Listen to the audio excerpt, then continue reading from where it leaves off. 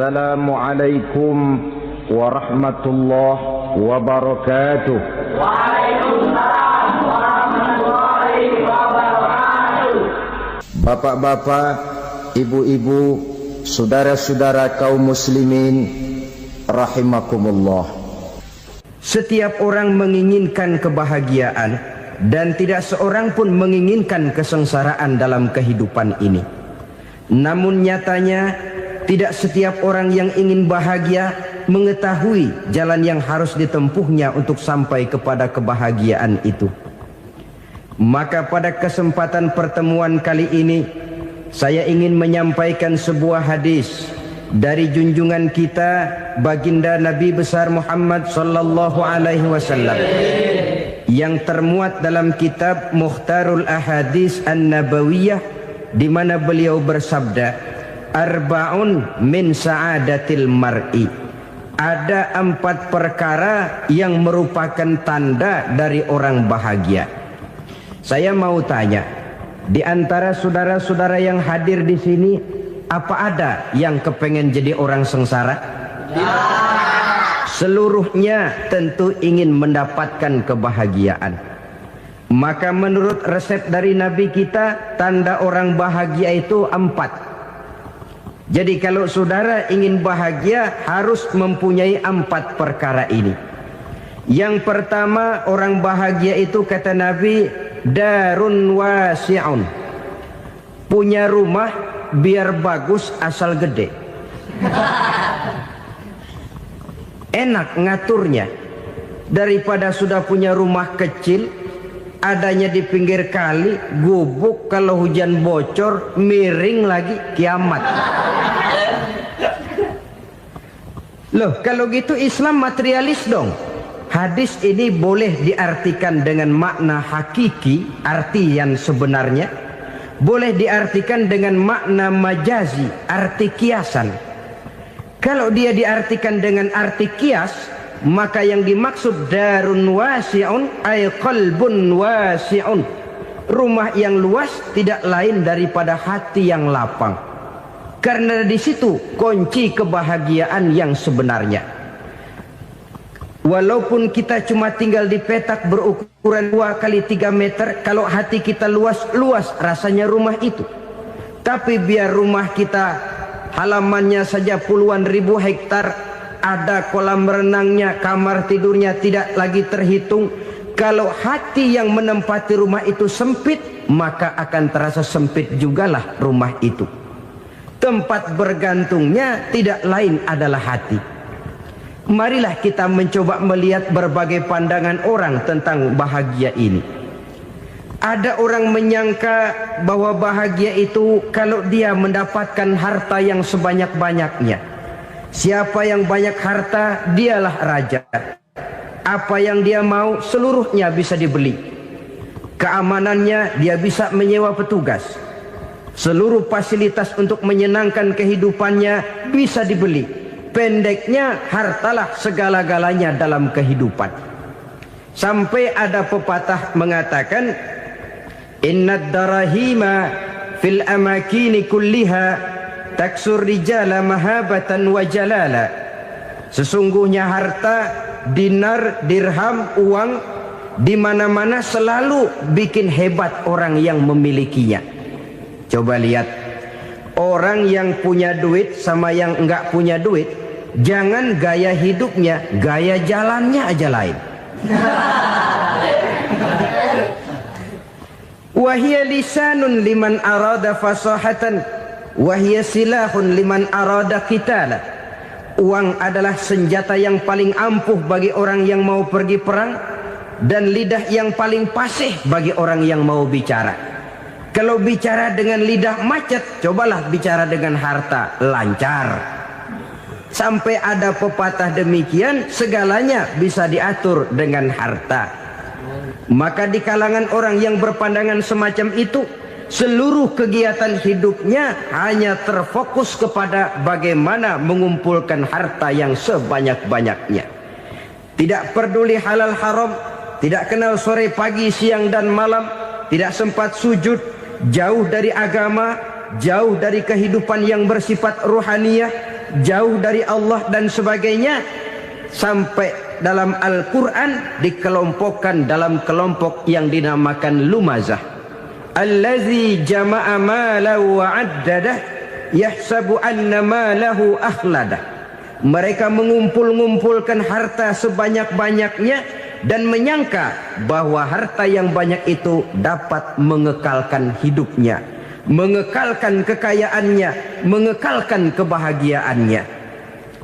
Saudara hadirin yang berbahagia, kalau pandangan hidup ini benar, artinya kalau harta memang merupakan satu-satunya hal yang dapat membuat orang bahagia, tentu di rumah mewah tidak akan pernah ada tangis derita.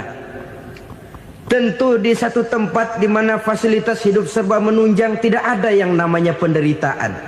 Tapi suka dan duka, sedih dan gembira, senyum dan tawa adalah milik setiap orang, baik dia punya harta maupun dia tidak punya harta. Nyatalah bahwa harta semata-mata bukan merupakan jaminan bahwa orang akan bahagia, walaupun tanpa harta orang sulit untuk bahagia. Saya mau cerita, ada orang super kaya, namanya Aristotle Onesius, raja tanker Yunani. Dia punya kapal tanker saja konon sampai 11 banyaknya. Punya perusahaan penerbangan yang disebut Olympic Airlines. Punya hotel di berbagai kota besar di dunia ini, sejak dari New York, London, Paris, Rome dan sebagainya. Bahkan punya pulau yang dia namakan Pulau Scorpio. Ini kan namanya sudah kaya nggak tanggung-tanggung, punya pulau. Nah, dia punya 2 orang anak, yang satu laki-laki namanya Alexander, yang satu perempuan namanya Maria Onesius. Seluruh harapannya tertumpah kepada anak lakinya Alexander ini, yang akan meneruskan usahanya, meneruskan kekayaannya, meneruskan dinastinya. Apa yang terjadi? Ternyata anak yang dia harapkan yang bernama Alexander ini mati muda dalam kecelakaan pada waktu dia olahraga. Apa olahraganya? Namanya olahraga anak orang kaya, golongan jet set. Olahraganya olahraga pesawat terbang. Jatuh, ya nggak kapungut, habis mati. Tinggal satu anak perempuannya, Maria Onesius. Tapi anak perempuan ini juga malah urakan. Terakhir dia pacaran, bahkan kemudian kawin sama orang Rusia. Rupanya Aristotle Onesius ini broken. Kekayaannya yang berlimpah ruah, perusahaannya yang begitu banyak, siapa yang akan meneruskan? Siapa yang akan menggantikan? Sampai kemudian dia mengurung diri di Pulau Scorpio dan mati di sana secara mengenaskan. Seorang multi jutawan, seorang yang super kaya, mati menyendiri di pulau sepi. Ibarat kata pepatah, anak ayam mati di lumbung. Bukan kekurangan makanan, keurugan makanan. Begitu kehidupan Aristotle Onesius. Dan banyak orang-orang yang sudah demikian kaya sampai dibingungkan oleh kekayaannya sendiri. Telusurilah kehidupan David Rockefeller misalnya, Henry Ford misalnya, Adnan Khashoggi misalnya. Multi jutawan yang kadang-kadang dibuat keder oleh kekayaannya sendiri. Pantas ketika Imam Ali ditawarkan orang, "Ya Ali, kalau kepadamu disuruh pilih ilmu atau harta, kau pilih mana?" Ya jelas pilih ilmu dong. Kenapa? Pertama, ilmu kalau kita berikan kepada orang lain tambah. Tapi harta kalau kita berikan kepada orang lain kurang. Saudara punya uang 10.000, dibagi orang 5.000, jelas uang saudara berkurang. Tapi saudara punya ilmu diberikan kepada orang lain bisa, saudara pun makin mantap. Tidak lantas jadi bodoh karena ngajarin orang. Saudara bisa Fatihah lalu mengajarkan orang Fatihah. Orang bisa, saudara pun makin hafal. Tidak lantas setelah diajarin orang ilmunya hilang. Begitu datang dia minta orang tolong ajarin saya Fatihah. Udah habis, nggak ada.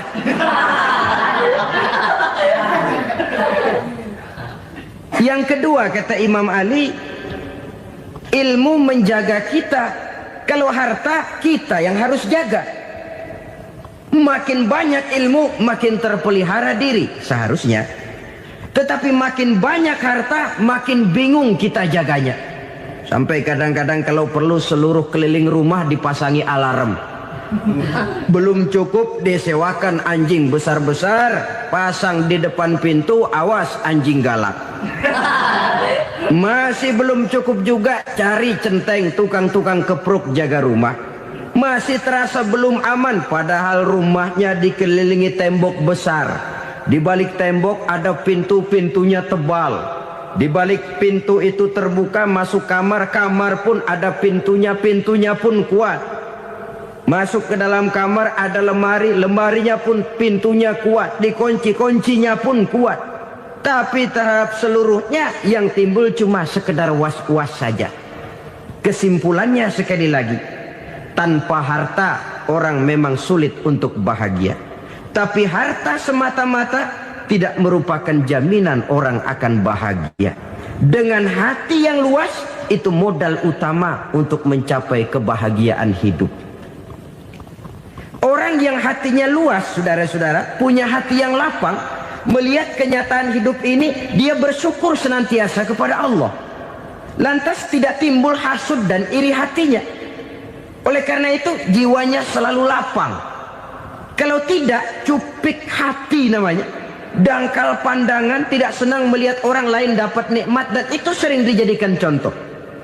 Kalau orang yang lapang dada, dia lihat tetangganya beli TV baru, dia berkata, alhamdulillah ya, tetangga kita beli TV, mudah-mudahan kita bisa ikut nonton. Lapang dadanya. Tapi orang yang sempit hati, lihat tetangga beli televisi, meriang. Enggak diapa-apain, meriang. Besoknya dengar tetangga beli motor, makin sakit, ke rumah sakit. Lalu di rumah sakit dengar tetangganya beli mobil, mati. Disiksa oleh perasaannya sendiri. Orang kalau hati sudah sempit dalam hidup, kemanapun dia pergi, sempit rasanya medan kehidupannya. Kemudian kita melihat juga ada orang yang menilai bahwa bahagia itu katanya kalau punya kedudukan yang tinggi, pangkat yang agung, wibawa yang besar. Mungkin betul, tapi mungkin juga tidak. Bergantung kepada hati orang yang punya pangkat itu. Sama dengan harta tadi. Harta akan membawa bahagia kalau dia jatuh ke tangan orang yang berhati lapang. Tapi harta akan jadi bencana kalau jatuh ke tangan hati orang yang sempit. Pangkat akan membawa bahaya kalau jatuh di tangan hati orang yang sempit. Lebih dari itu, kenyataan mengajarkan kepada kita bahwa ternyata pangkat dan jabatan tidak selamanya memberikan kebahagiaan dalam kehidupan. Bahkan resikonya kelewat besar. Beberapa bukti kita bisa ambil dari para pemimpin dunia yang menjadi korban lantaran pangkat dan jabatan yang disandangnya. Saudara ingat Presiden Abraham Lincoln dan John Kennedy dari Amerika? Dibunuh orang. Park Chung-hee dari Korea Selatan, Ziaur Rahman dari Bangladesh, Anwar Sadat dari Mesir, terakhir Indira Gandhi dari India, menjadi korban dari pangkat dan jabatan yang disandangnya dari orang-orang yang tidak senang dia memegang jabatan itu. Dia akan mudah mengundang bencana. Sehingga pantas kalau seorang presiden terkemuka Amerika, Harry Truman namanya, dia mengatakan jabatan presiden itu, kata dia, seperti orang nunggang macan, naik macan. Harus kita taiki, kalau enggak dia bakal nerekam kita, ngeri katanya. Adapun orang yang hatinya lapang, kalau dia menerima pangkat dan jabatan, dianggapnya itu satu kesempatan untuk berbuat baik. Tapi orang yang berhati sempit, menerima pangkat dan jabatan, bukan kadang-kadang menerima, malah berusaha setengah mati mencapai dengan segala cara. Kalau perlu jilat atas, jilat atas. Jadi golongan sumuhun dawu. Jadi kelompok kulon nuwun, yes sir, yang kerjanya cuma oke bos. Kalau perlu jilat atas, jilat atas. Kalau perlu injak yang bawah, injak yang bawah. Perlu sikut kiri kanan, sikut kiri kanan. Yang penting pangkat dapat, jabatan dapat. Orang yang semacam ini, kalau sudah mempunyai pangkat dan jabatan, biasanya dia tidak menganggap itu sebagai amanah, tidak menganggap sebagai kesempatan berbuat baik, tapi malah kesempatan untuk memperturutkan hawa nafsunya yang dilatar belakangi oleh kesempitan hatinya tadi. Apalagi kalau orang memperoleh pangkat karena banyak mengeluarkan uang. Seakan-akan pangkat dan jabatan itu sekarang macam proyek, pakai tender. Siapa yang berani bayar segini naik, nggak berani minggir. Padahal logikanya, kalau orang mencapai satu jabatan karena banyak mengeluarkan uang, hampir bisa dipastikan bahwa setelah jabatan itu dia pegang, langkah pertama yang akan dilakukannya ialah berusaha bagaimana uang yang dia keluarkan supaya kembali. Ya paling kurang pulang modal dulu dong. Soal mikirin rakyat soal nanti, tapi ini modal harus pulang. Itu celakanya kalau orang memperoleh pangkat dan jabatan cuma karena banyak mengeluarkan uang. Jarang orang yang mempunyai keyakinan dan pandangan bahwa pangkat dan jabatan merupakan amanah. Jadi sekali lagi, pangkat dan jabatan mungkin saja membawa kebahagiaan kalau jatuh ke tangan orang yang berhati lapang. Tapi bisa jadi bencana kalau dia jatuh ke tangan orang yang mempunyai hati yang sempit. Dan lagi-lagi stresnya hati yang lapang. Lalu sebagian orang, saudara, ada yang berpandangan katanya bahagia itu kalau jadi orang terkenal, mempunyai popularitas, menjadi idola di kalangan remaja, di kalangan orang tua, di segala lapisan masyarakat. Padahal makin populer orang makin terikat dia. Ya kalau macam kita ini kan nggak punya nama, nggak populer, tengah malam buta mau nongkrong di warung Tegal aman. Tapi pangkat, jabatan, kedudukan, popularitas menyebabkan kita diikat dengan berbagai macam peraturan. Cuma mandi sama ke WC saja yang nggak dikawal.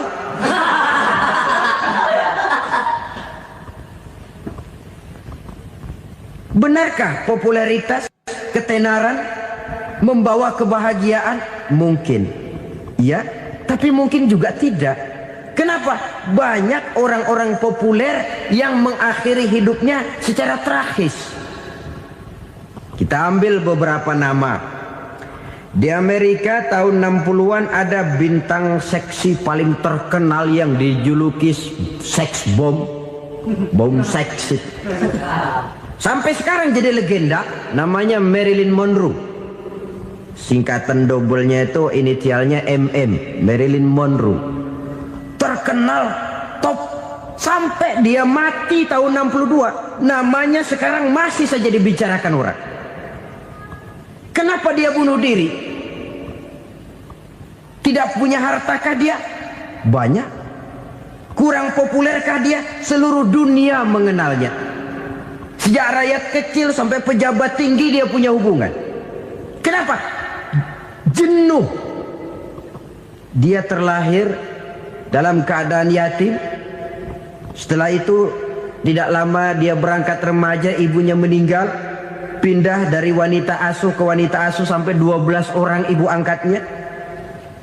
Dan kekecewaan yang paling parah, setiap laki-laki yang dekat dengannya hanya seperti kapal berlabuh. Datang dan pergi silih berganti. Padahal dia merindukan seseorang yang bisa melindungi hidupnya. Dia rindukan itu dan dia tidak pernah menemukan. Itu yang akhirnya menyebabkan dia minum pil tidur kelewat dosis, minum obat tidur kebanyakan, ya tidur terus sampai sekarang.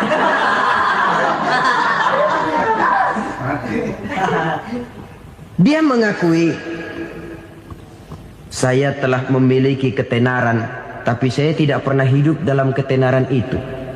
Saya pandai main sandiwara, tapi saya ingin hidup dalam alam yang real sebagaimana umumnya orang. Itu yang dia rindukan.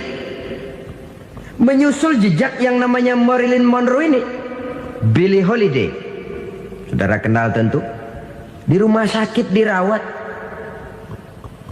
Dia juga minum obat overdosis, mati lagi.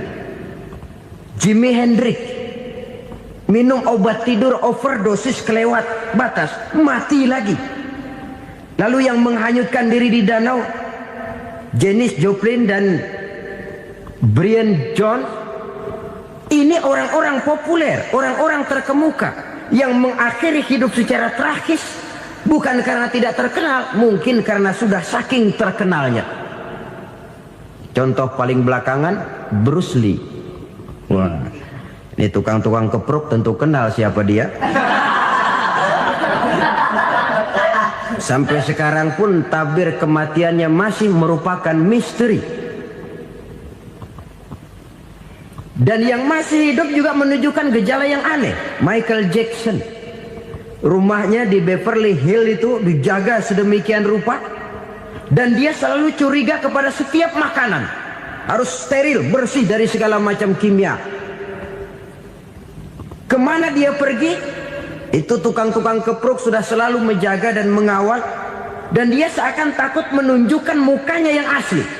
Hingga kalau tampil ke tengah di luar show, dia kadang memakai pakaian yang tidak menunjukkan dia yang sebenarnya, takut dikenali orang. Ternyata popularitas sering jadi momok yang meracuni kehidupan manusia. Oleh karena itu, benarlah junjungan kita pada saat beliau mengajarkan orang akan bahagia kalau dia mempunyai hati yang lapang. Nah, sekarang masalahnya untuk mendapatkan hati yang lapang, caranya bagaimana? Kita kembali kepada konsep Quran. Allah mengajarkan, ala inna bi dzikrillahi tatmainnul qulub. Ketahuilah bahwa dengan banyak mengingat Allah, hati akan tenang, jiwa akan lapang.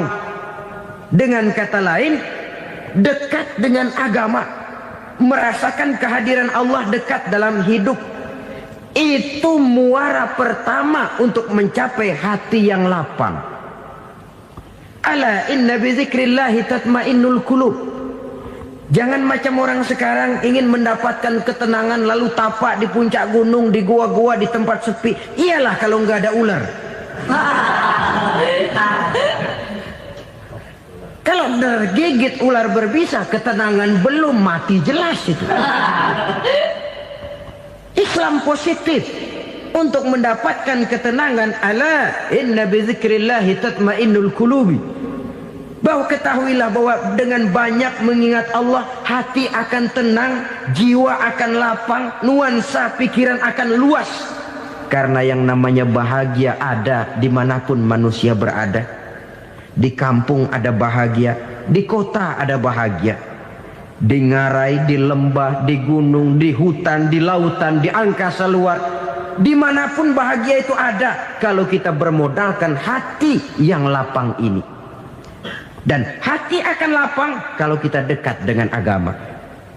Dekat dengan harta buat sementara hati mungkin tenang, tapi ketenangan yang relatif dan temporer. Apalagi orang tiap kali tambah harta, tiap kali tambah rencana. Itu wajar. Mungkin sebelumnya saudara berpikir, kalau punya duit 5.000 enak nih. Begitu punya duit 5.000, aduh sayang kalau 10.000 aja. Tiap kali tambah harta, tiap kali lain rencana. Makin banyak rencana, makin menjauhkan kita dari yang namanya ketenangan. Padahal ketenangan merupakan unsur utama untuk mencapai bahagia. Dan ketenangan itu bermuara dalam hati manusia. Tengoklah kehidupan ini. Orang yang banyak harta dengan orang miskin, Berbedakah rasa sakit yang mereka tanggungkan? Rasanya tidak. Walaupun si kaya tidur di kasur empuk berselimutkan sutra mahal, sementara si miskin meringkuk di balai bambu yang keras dan kasar. Apabila maut datang, dia juga tidak pernah pilih bulu. Maut datang menjemput si kaya di singgasana keemasannya, dikelilingi oleh para pengasuh, dayang dan inang serta para pengawal. Dan maut pun datang menjemput si miskin papa, sehingga ia tergelepar di tepian jalan. Kedua-duanya bernama mati. Kalau nyata bahwa sakit yang ditanggung si kaya tidak beda dengan sakit yang ditanggung si miskin, bukan harta semata yang membuat orang bahagia. Hati yang tenang, jiwa yang lapang penuh kedamaian, karena banyak berzikir dan mengingat Allah, itu merupakan modal utama untuk mencapai sesuatu yang bernama bahagia.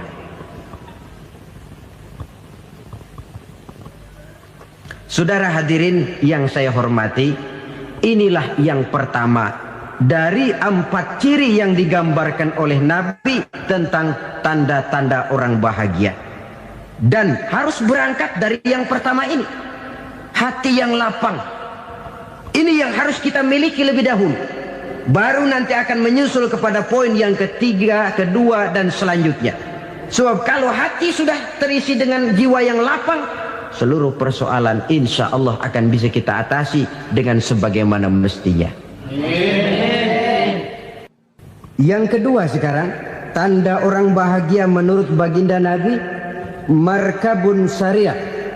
Orang bahagia itu, kata beliau, punya kendaraan biar cepat asal lancar. Artinya kemana dia mau pergi mudah. Apa maksud hadis ini? Kalau kita kaji lebih dalam, kendaraan itu kan alat transportasi. Transportasi tidak lain adalah usaha memudahkan komunikasi.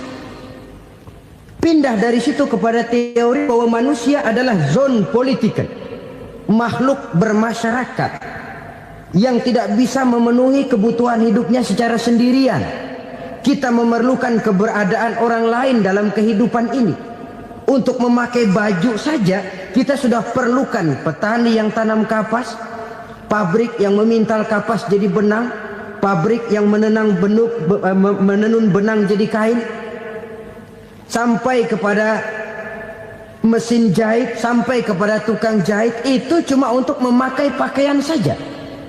Tidak seorang pun di antara kita yang sanggup memenuhi kebutuhan hidupnya secara sendiri. Kita perlu orang lain. Maka kebebasan dalam arti mutlak, kebebasan tanpa batas, itu tidak mungkin ada dalam kehidupan. Karena kita mengadakan yang disebut interaksi sosial. Setiap kegiatan kita tentu melibatkan orang lain. Menurut kita barangkali kita bebas jalan di jalan raya semaunya, tapi orang lain berkendaraan pun merasa bahwa ini ada juga jalan haknya, dan begitu selanjutnya. Oleh karena itu, maksud dari kendaraan yang cepat ini adalah khulata'uhu ma'as solihin. Lingkungan pergaulannya terdiri dari orang-orang soleh. Pergaulannya luas. Kemana dia pergi ada temannya. Kesulitannya ada tempat dia cerita. Dan kesulitan kalau sudah diceritakan kepada orang lain, taruh kata orang itu tidak bisa menolong, namun menceritakannya kepada orang yang kita percayai, kan paling kurang sudah mengurangi beban jiwa, mengurangi tanggungan batin, merasa masih ada tempat kita cerita. Maka lebih baik orang awam yang mau bergaul ketimbang orang setengah alim tapi ngunci pintu. Sebab nantinya akan timbul sikap picik, cupik pandangan, dan tidak luas menghadapi kenyataan dalam kehidupan ini. Namun yang harus kita garis bawahi, pergaulan memang mesti luas. Namun jangan sekali-kali lupa bahwa pergaulan sangat besar pengaruhnya dalam ikut membentuk kepribadian manusia. Sehari-hari bisa kita bilang, kalau kita dekat sama tukang minyak wangi, sekalipun nggak dibagi minyaknya, baunya tentu dapat. Betul? Tapi dekat sama tukang elas, walaupun nggak kena apinya, asapnya mesti kena. Kalau Syauqi mengatakan lebih jelas lagi, man asyaral asrafa asa musyarrafan wa muasyiral anzali ghairu musyarrafin. Awalam taral jildal hakira muqabbalan bisagri lamma sara jildal mushaf. Siapa yang bergaul dengan orang mulia, dia bakal ikut menjadi mulia. Tapi siapa yang berteman dengan orang hina, dia tidak bakal ikut menjadi mulia. Tidakkah kau lihat, kata Syauqi, kulit kambing yang hina pun dicium orang ketika menjadi kantong Quran. Kulit kambing hina, kalau dia sendirian gak ada yang mau cium. Tapi begitu dia bergaul dengan Quran, menjadi kantong Quran, dipakein minyak wangi, ditaruh di tempat yang tinggi, mau diambil dicium dulu, dibawa dengan penuh hormat dan hati-hati. Kulit kambing yang hina lantaran berteman dengan Quran, numpang mujur. Tapi coba lihat kalau kulit kambing berteman dengan kayu, jadi beduk, habis. Zohor dikemplang, asar dipukul. Itu pun sedikit saja, cuma salah milih teman.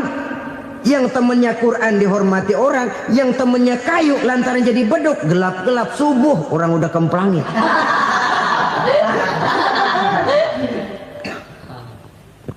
Maka terutama kepada adik-adik remaja yang masih mencari identitas diri, yang ibarat kaset masih kaset kosong, mudah diisi oleh apapun, pandai-pandailah memilih teman dalam bergaul. Karena banyak orang yang tadinya baik-baik, ketika terseret dalam pergaulan dengan orang yang tidak baik, kebaikannya menjadi lentur dan luntur. Tapi berapa banyak bajingan-bajingan tengik, orang-orang yang berlumur noda dan dosa, tiap hari melakukan maksiat, namun bergaul dengan orang yang baik-baik, pada akhirnya sedikit demi sedikit beringsut dan berangsur dia terbiasa mengikuti kebaikan-kebaikan. Saya tekankan ini kepada remaja karena mereka masih mencari identitas diri. Apa yang mereka lihat mereka mau, apa yang mereka dengar mereka ingin tahu. Coba lihat kehidupan remaja. Pulang nonton film Rambo, pengen jadi Rambo, gagah, maunya belekai melulu. Pulang nonton film Superman, pengen bisa terbang. Pulang nonton India, nyanyi melulu. Wajar, mereka masih mencari identitas diri. Saya ini sebenarnya siapa? Lingkungan, pergaulan akan membentuk itu. Karena itu pandai-pandailah bergaul, karena ia sangat besar pengaruhnya dalam ikut membentuk kepribadian manusia. Apalagi sifat yang jelek lebih cepat menularnya ketimbang sifat yang baik. Sifat yang baik, watak yang soleh itu lambat sekali untuk menular. Tapi yang tidak baik, kan prosesnya mah kalau remaja biasanya mula-mula dengar. Karena dengar lalu pengen tahu. Karena pengen tahu lalu ngeliatin. Begitu ngeliatin kan pengen nyobain. Setelah nyobain ketagihan. Nah, ini prosesnya.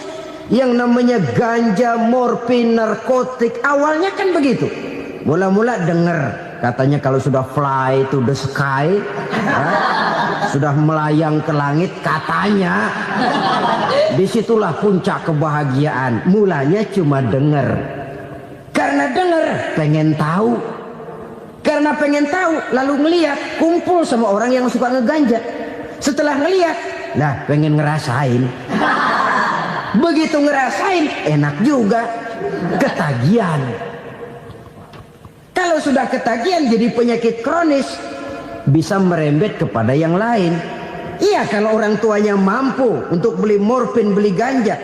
Kalau tidak kan pikirannya ngayap, jemuran siapa ya gue sabet.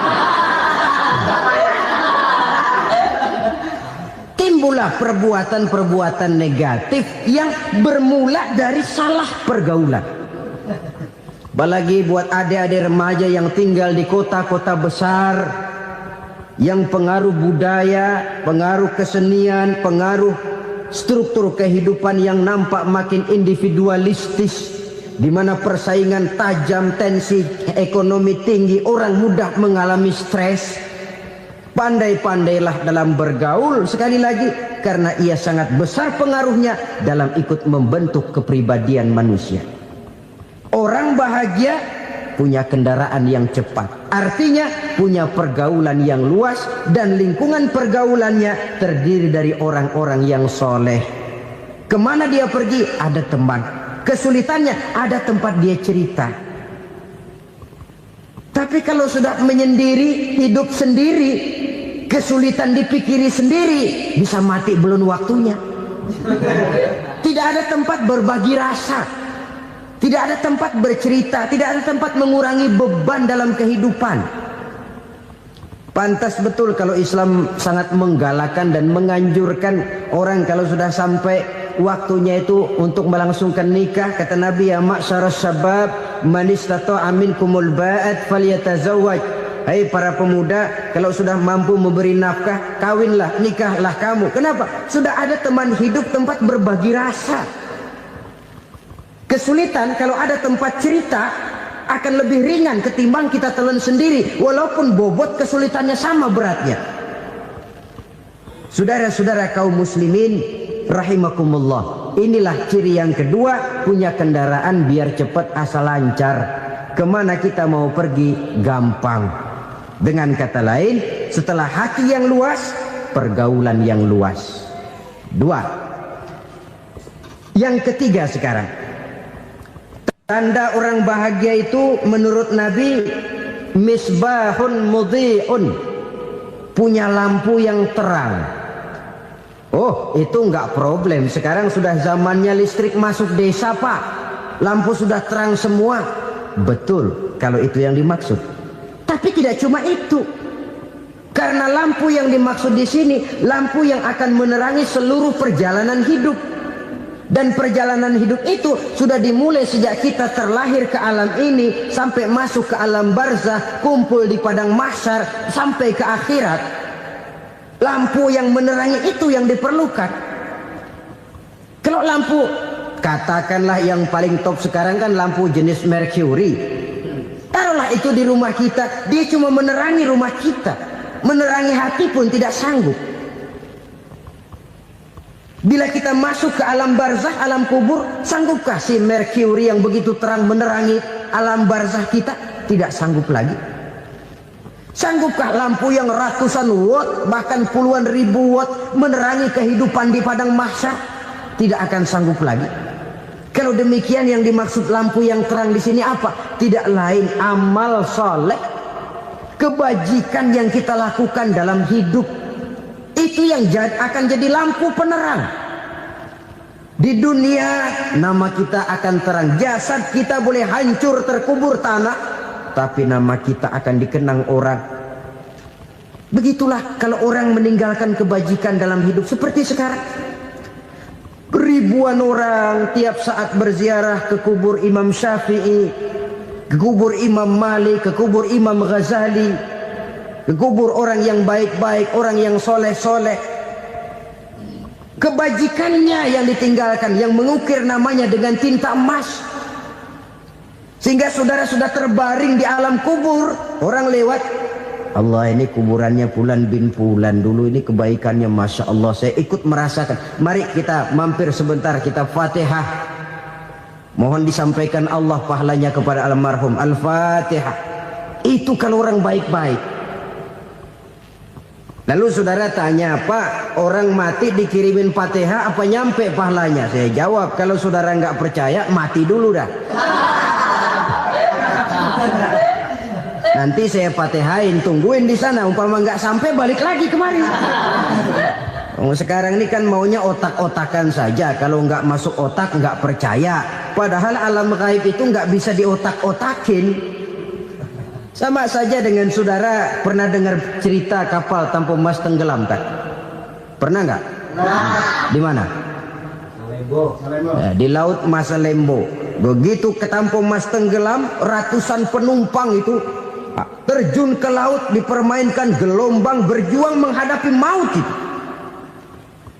Orang lagi timbul tenggelam di lautan, dihantam ombak, kita tengokin pakai helikopter.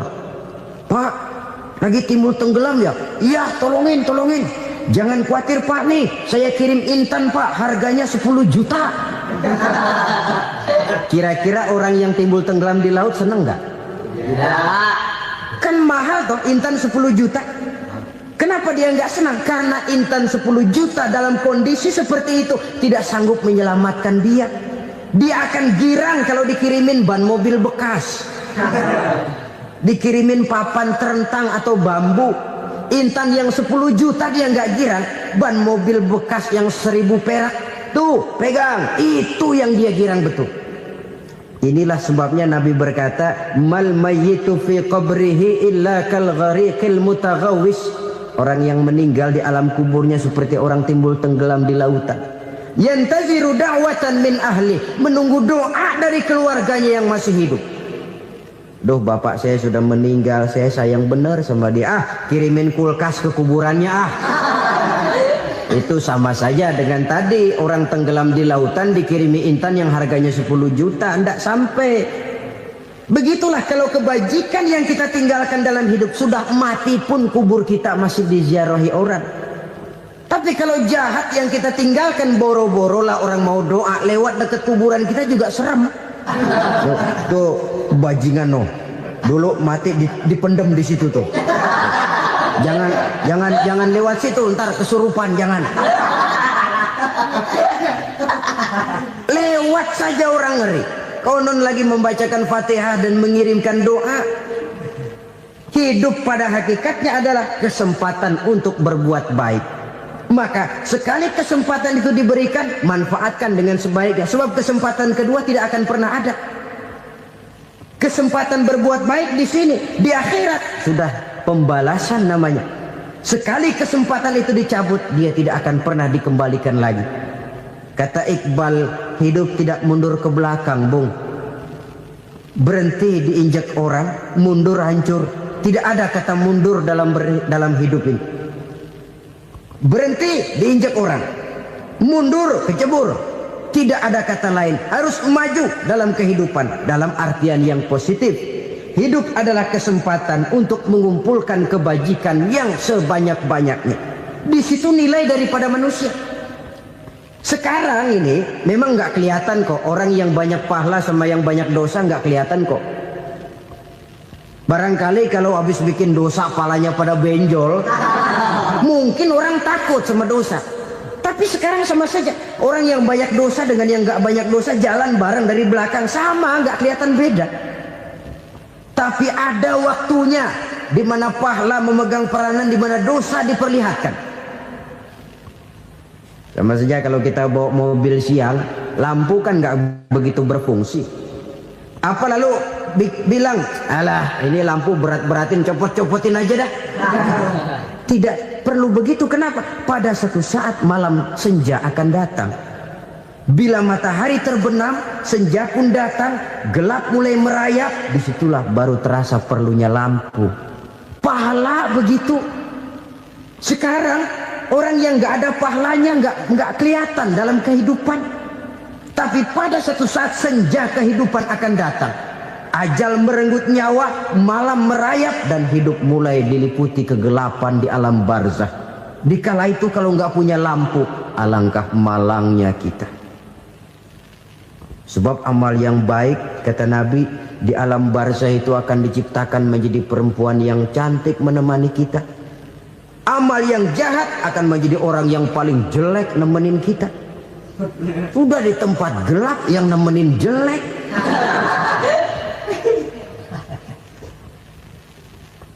Kaum muslimin rahimakumullah. Kalau demikian masalahnya, tergantunglah kita pandai memanfaatkan waktu. Al-waktu kasayf, waktu itu cepat sekali. Yang namanya waktu itu tahu-tahu. Tahu-tahu udah tahun 87. Tahu-tahu udah begitu. Tahu-tahu yang kemarin anak-anak, sekarang udah pada punya anak. Tahu-tahu saja itu. Begitu cepat waktu berlalu. Kalau tidaklah pandai kita memanfaatkannya, akan rugi kita. Nabi bersabda, "Man kana yaumuhu khairun min amsihi fahuwa rabih." Barang siapa yang hari ini lebih baik daripada hari kemarin, itu orang untung. Hari ini lebih baik daripada kemarin. Bulan ini lebih baik dari bulan kemarin. Tahun ini lebih baik dari tahun kemarin. Itu orang yang beruntung. Tahun kemarin sembahyangnya maghrib doang, sekarang udah tambah isya. Tahun kemarin cuman Idul Fitri aja ngancem bener, sekarang udah tambah Jumat, lalu tambah lagi maghrib, tambah lagi isya, dan selanjutnya. Hari ini lebih baik daripada kemarin, itu orang yang beruntung. Wa man kana yaumuhu mislu amsihi fahuwa khasir. Lalu barang siapa yang hari ini sama saja dengan hari kemarin, itu orang rugi. Hari ini sama dengan kemarin, rugi itu. Bulan ini begitu, bulan kemarin begitu, tahun ini begitu, tahun lalu juga begitu. Rugi itu orang. Rugi apa? Rugi umur. Umur tambah, amalan gak pernah tambah. Dan saya pikir lebih merupakan azab ketimbang nikmat kalau orang dikasih panjang umur cuma untuk numpuk dosa. Mending mana? Panjang umur banyak dosa sama pendek umur dikit dosa? Mending mana? Mending mana? Ya, paling mending tentu panjang umur banyak pahala. Tapi kalau tidak, sekali lagi, lebih merupakan azab ketimbang nikmat kalau orang diberikan panjang umur tapi cuma untuk sekedar menumpuk dosa. Kehilangan kesadaran bahwa dunia bukan terminal akhir dari satu perjalanan. Dia cuma halte di mana kita berhenti sebentar untuk menuju kepada terminal yang hakiki. Saudara-saudara kaum muslimin rahimakumullah, inilah lampu yang akan menerangi kehidupan. Amal yang kita lakukan di dalam kehidupan. Jadi yang dimaksud dengan lampu yang terang, kebajikan yang kita kerjakan dalam hidup. Nah, setiap orang di awal tadi saya bilang ingin bahagia. Bahagia itu kan hakikatnya kumpulan senang dan selamat. Senang, selamat. Apa bedanya? Senang tapi tidak selamat, nggak bahagia. Selamat tapi nggak senang, nggak bahagia orang. Contoh, kalau orang korupsi, duitnya banyak, senang dia, tapi keselamatannya. Ada tentara baris di samping rumahnya udah bingung, padahal tentara latihan. Tentara cuma latihan, dia bingung. Senang, tapi karena keselamatannya tidak terjamin, dia tidak bahagia. Sebaliknya pegawai negeri jujur benar, cuma segaji-gajinya, selamat nggak korupsi tapi melarat, ya nggak bahagia juga, kurang senang. Kesenangan dan keselamatan untuk dunia saja, ya sekali lagi, kalau cuma sekedar untuk dunia saja bisa dibeli pakai uang, bisa dibeli pakai uang. Saudara ingin selamat bisa dibeli pakai uang, saudara ingin senang bisa dibeli dengan uang. Tapi setelah mati masuk ke alam barzah, habis kekuasaan uang. Nggak bisa lagi beli keselamatan pakai uang, tidak mungkin lagi membeli kesenangan dengan uang. Di situ pahala yang megang peranan. Makin banyak pahala, makin banyak saham untuk membeli kesenangan dan keselamatan, untuk memperoleh yang namanya bahagia. Dan jangan lupa loh, di alam barzah kita nggak sebentar, menunggu datangnya kiamat. Loh iya, kalau kita begitu dikuburin terus kiamat datang, untung. Tapi kalau masih harus 1000, 2000, puluhan ribu tahun yang akan datang, dalam satu penantian yang begitu lama, tanpa saham untuk memperoleh kebahagiaan, satu kemalangan yang tidak ada pernah putus-putusnya. Janganlah tergelincir oleh kebahagiaan sebentar yang menipu dengan mengorbankan kebahagiaan hakiki yang berjangka panjang. Apa artinya senyum sejenak kalau harus ditebus dengan tangis seumur hidup? Biarlah kita minum jamu, pahit memang, getir memang, tapi kan besok badan sehat. Daripada sekarang minum sirup, manis memang, enak memang, tapi bibir pada jontor besoknya. Sirawan, batuk, nggak karu-karuan. Banyak orang tertipu oleh kesenangan yang sebentar, Padahal laisa kullu ma yalma'u zahaban. Belum tentu semua yang berkilat itu emas. Belum tentu semua yang gemerlap itu intan. Karena itu marilah manfaatkan kesempatan yang diberikan Allah ini untuk mengumpulkan kebajikan yang sebanyak-banyaknya. Yang terakhir sekarang, yang keempat, tanda orang bahagia kata Nabi. Zaujatun salihah. Orang bahagia itu tanda yang keempat kata Nabi, punya istri biar cakep asal taat. Sudah surga itu sudah. Cakep taat. Istri kayak gitu, kalau belum mati jangan dikuburin dulu. Sudah cakep taat lagi. Tapi kadang-kadang enggak, udah jelek ngadat melulu. Apa yang mau dipilih? Sebab itu Quran mengatakan istri pakaian untuk suami, suami pakaian untuk istri. Kenapa suami istri diibaratkan pakaian? Alangkah tingginya gaya bahasa Quran ini. Suami istri teman hidup, hidup perjalanan panjang. Sejak kita dalam rahim sudah ada hidup kan di sini. Sampai ke alam dunia, masuk ke alam barzah, kumpul di padang mahsyar, sampai menuju akhirat, itu perjalanan hidup.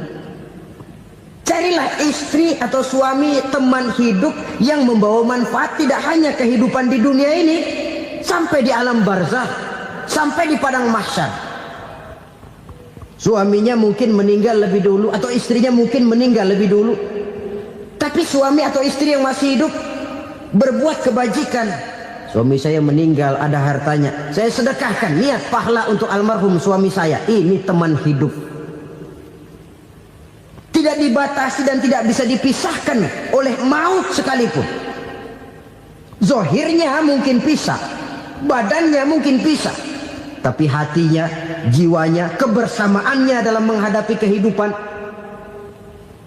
Karena itu, saudara-saudara, bahasa Quran indah. Suami istri diibaratkan seperti pakaian. Apa fungsi pakaian? Pertama, pakaian jadi kebanggaan. Artinya suami harus menjadi kebanggaan istri, istri harus jadi kebanggaan suami. Yang kedua, pakaian itu kan fungsinya menutup aurat. Artinya sesama suami istri harus saling menjaga kekurangan masing-masing. Jangan malah sesama suami istri saling membongkar rahasia dan aibnya sendiri-sendiri. Istrinya diceritain jeleknya di mana-mana, atau suaminya dibongkar rahasianya di pasar umum. Itu sudah tidak lagi berfungsi sebagai pakaian. Kenapa semua ini diperlukan? Karena kita menyadari bangsa yang baik terdiri dari masyarakat yang baik. Masyarakat yang baik merupakan susunan dari warga yang baik. Warga yang baik adalah terdiri dari rumah tangga yang baik. Dan rumah tangga yang baik merupakan susunan dari pribadi yang baik. Dari situ langkah dimulai. Membangun satu bangsa yang baik diawali dengan membangun rumah tangga yang baik, dengan menciptakan pribadi-pribadi yang baik. Sehingga dari sini diharapkan berkembanglah nilai-nilai kebaikan. Orang akan bahagia mempunyai istri yang soleh. Kenapa? Tidak ada seorang suami bisa sukses jadi apapun dia, apapun profesinya. Dokterkah, kiaikah, mubaligkah, petanikah, pengusahakah, pejabat tinggikah, tidak ada seorang suami yang bisa sukses tanpa peran serta istrinya. Walaupun memang peranan itu tidak begitu kelihatan, tapi sangat menentukan. Karena itu, saudara hadirin yang saya hormati, Islam sangat menghargai kaum wanita, memberikan kedudukan yang tinggi sepanjang tidak mematikan kodrat kewanitaannya. Nah, kalau sudah kesuksesan ini diawali dari rumah tangga, karier di masyarakat mudah untuk dikejar. Tapi keberantakan di rumah tangga merupakan kegagalan pertama di tempat lain. Nah, inilah saja yang dapat Al-Fakir sampaikan pada pertemuan kali ini.